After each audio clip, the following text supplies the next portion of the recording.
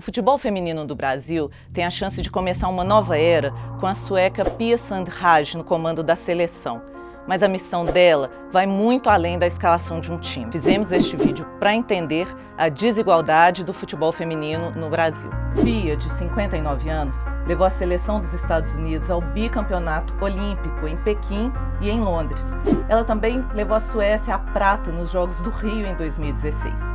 Antes de assumir a seleção brasileira, ela estava treinando a equipe sub-17 da Suécia. Ela foi apresentada pela CBF com a missão de iniciar uma renovação e descobrir mais Martas, mais Formigas e mais Cristianes para a seleção brasileira.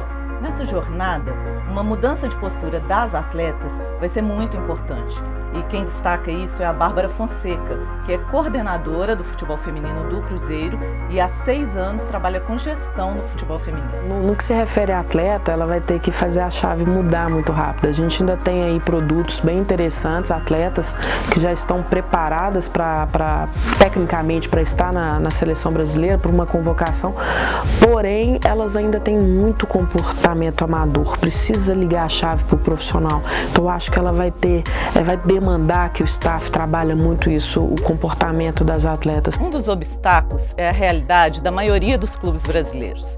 Até aqueles chamados clubes de camisa, que abriram espaço para o futebol feminino por uma exigência da Conmebol, não oferecem às mulheres as mesmas condições ofertadas aos homens.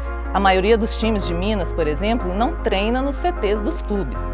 O América tem o Lana Drummond, mas o time feminino treina no Baleião. Na Cidade do Galo, há 6 campos de grama natural e a equipe feminina treina no campo de grama sintética. E o Cruzeiro tem as Tocas da Raposa 1 e 2, só que o time feminino trabalha no Complexo Esportivo da PUC, no Coração Eucarístico. A coordenadora do time feminino do Atlético, a Nina Abreu, que por mais de 2 décadas foi assessora na Federação Mineira de Futebol, fala sobre esse problema de estrutura. O futebol que a Pia encontra, eu acho que é um futebol desestruturado. E eu estou falando de estrutura física, num primeiro momento. A gente hoje, a grande batalha dos times de Minas que eu vejo é com relação à estrutura.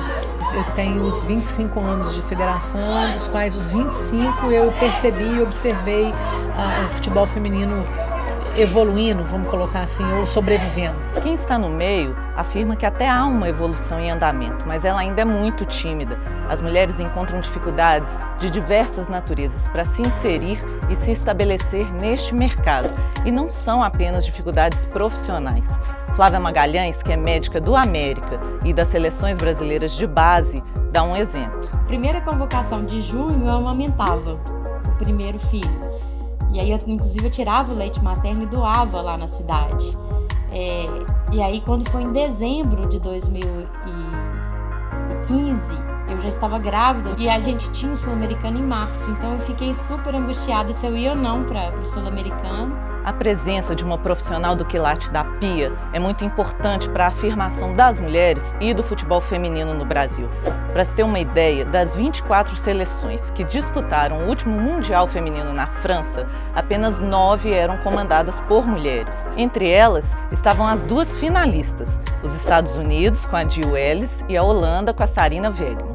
Moral da história: além de buscar um bom time, a Pia vai ter de ajudar a implantar uma nova mentalidade no futebol feminino no Brasil, com mais investimento, menos preconceito, mais atenção às categorias de base e mais profissionalismo. Se ela conseguir isso, vai ser tão importante quanto a conquista de um título.